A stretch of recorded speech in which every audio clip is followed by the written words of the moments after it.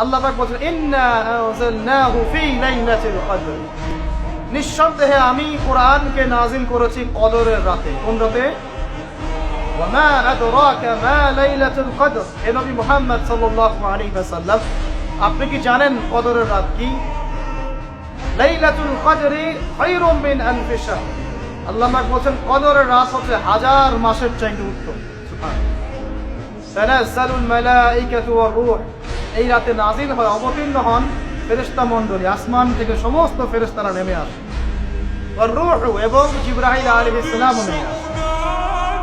তানাজ্জালুল মালাইকাতু war রূহু ফিহা বিইذনি রাব্বিহিম মিন কুল্লি আমর, এই রাতে আল্লাহ পাক তাকদীরের ফয়সালা করেন প্রত্যেকটা বিষয়ে।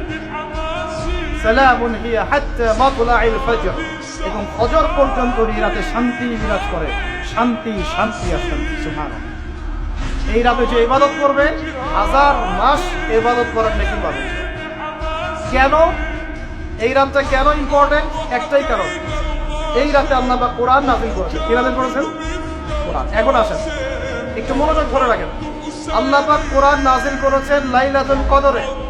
আর লাইলাতুল কদর কোন মাসে? শাবানে, রজবে না রমজানে? আবার বলছি, আল্লাহ বলছেন আমি কোরআন নাযিল করেছি লাইলাতুল কদরে। লাইলাতুল কদর কি শাবানে, রজবে না রমজানে? তার মানে লাইলাতুল কদর রমজানে। রমজানের কোথায়? রমজানের শেষ দশকে। রমজানের শেষ দশকে 21, 23, 25, 27, 29, এই 5টা বেজর রাতের যে কোনো একটা রাত হবে কি লাইলাতুল কদর। তার মানে আমরা বুঝতে পারলাম কোরআন নাজিল হয়েছে লাইলাতুল কদরে, লাইলাতুল কদর হচ্ছে রমজান মাসে, অর্থাৎ কোরআন নাজিল হয়েছে রমজান মাসে। ঠিক আল্লাহ পাক সূরা বাকারায় বলেন শাহরু রমাদানাল্লাযী উনজিলা ফীহিল কুরআন, রমজান সেই মাস যেই মাসে শুধু কিবলাই পরিবর্তন হয়নি, শুধু বদরের যুদ্ধই করা হয়নি, রমজান মাসে কোরআনও নাজিল হয়েছে। আল্লাহু আকবার। এখন বুঝতে হবে, এবার এই জায়গায় আসেন, যখন কোরআন নাজিল হচ্ছে তখনকার পরিবেশটা কেমন? এই যুবক ভাইরা একটু খেয়াল করেন, আপনাদের জন্য এই লেকচারটা ইম্পর্টেন্ট, আর আগামীর কাজগুলো আপনাদেরকে করতে হবে।